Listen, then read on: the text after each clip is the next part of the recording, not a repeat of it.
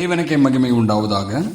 எனக்கு அன்பான தேவ பிள்ளைகளே, இன்று நாம் பார்க்க போகிற வேத வசனம் லேவியராகமம் 19ஆம் அதிகாரம் 13ஆம் வசனம். பிறனை ஒடுக்காமலும் கொள்ளையிடாமலும் இருப்பாயாக.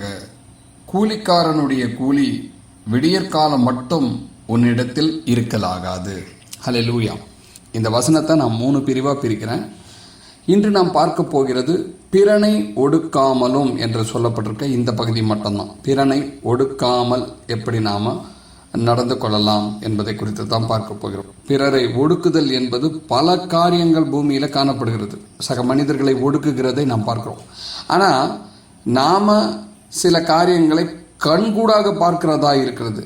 எப்படியெல்லாம் பார்க்கலான்னா, ஒரு அலுவலகத்தில் பணிபுரிகிறவர்களாக இருக்கட்டும், அல்லது ஒரு தொழில், ஒரு கடையில் வேலை செய்கிறவங்களோ, இல்லை வேறு ஏதேனும் ஒரு கன்ஸ்ட்ரக்ஷனில் வேலை செய்கிறவங்களோ பார்த்திங்கன்னா, அந்த எஜமானர்கள் அங்கே அவர்களிடத்தில் பணிபுரிகிறவர்களை ஒரு சக மனிதர்களாய் பாவிக்க மாட்டாங்க. ரொம்ப அதிகாரத்தோடு அவர்களை அடக்கி ஆள்வது போல காணப்படும்.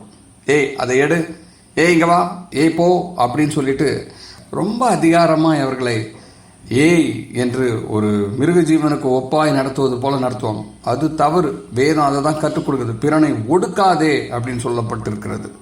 அவர்களும் நம்மை போன்றவர்கள் தான், நம்மை போல சக மனிதர்கள் தான். அவர்களுடைய ஆத்மாவும் வேதனைப்படும். நம்ம எப்படி நடத்துகிறாங்க என்று அந்த ஆத்மாவும் வேதனைப்படும். அது பாவமாய் போகும்.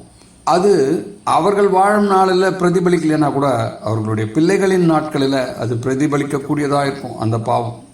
ஆகவே இது தேவையற்ற விதமாய் சிலர் உண்டாக்கி கொள்கிற பாவ காரியம்.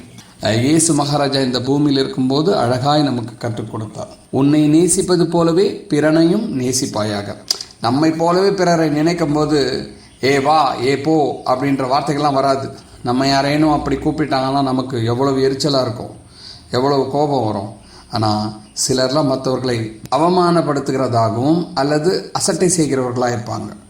அவர்களிடத்தில் வேலை செய்கிறாங்கன்ற ஒரே காரணத்துக்காக அவர்களை மிகவும் அற்பமாய் நினைக்கக்கூடியவர்கள்லாம் இந்த பூமியில் உண்டு. சமீபத்தில் நான் ஒரு ஹோட்டலுக்கு போயிருந்தேன்.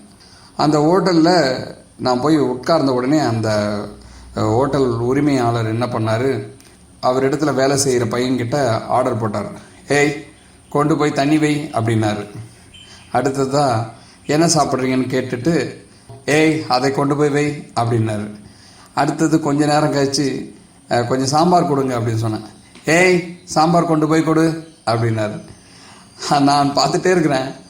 அந்த தம்பிக்கு ஒரு பெயர் இருக்கும். அந்த பெயரை சொல்லி கூப்பிடலன்னா கூட, தம்பி கூப்பிட்றாரு போய் கொண்டு போய் கொடு அப்படின்னாது சொல்லலாம். ஆனால் அவனை ஒரு பொருட்டாகவே நினைக்கல. அவனை ஏதோ ஒரு அடிமை போல அவர் பாவிச்சிட்டார். அவருடைய இருதயத்தில் தன்னிடத்தில் வேலை செய்கிறதுனால அவனை ஒரு அடிமை போல அவர் பாவித்து அவனை அதிகாரம் செய்கிறவராய் காணப்பட்டார். அது பார்ப்பதற்கே வேதனையாக இருந்தது. தேவன் எல்லோருடைய செயல்பாடுகளையும் கண்ணோக்கி கண்டு கொண்டிருக்கிறார். அதில் ஒருவரும் தப்பிக்க முடியாது.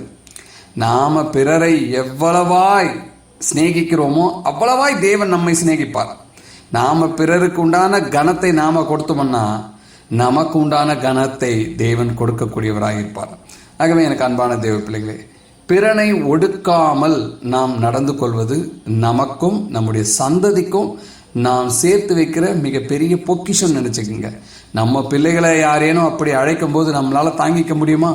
ஆகவே நாம் எவ்வளவு பெரிய எஜமானர்களாக இருந்தாலும் சரி, மற்றவர்களையும் சக மனிதர்களாய் பாவிக்கணுமே தவிர அவர்களை அடிமையாய் பார்க்கக்கூடாது என்பது தான் இந்த நாளுக்கு உண்டான காரியம். இதே வசனத்தில் இன்னும் 2 காரியங்கள் இருக்கிறது. அதை அடுத்தடுத்த நாட்களில் பார்க்கலாம். தேவனுக்கே மகிமை உண்டாவதாக. ஆமென்.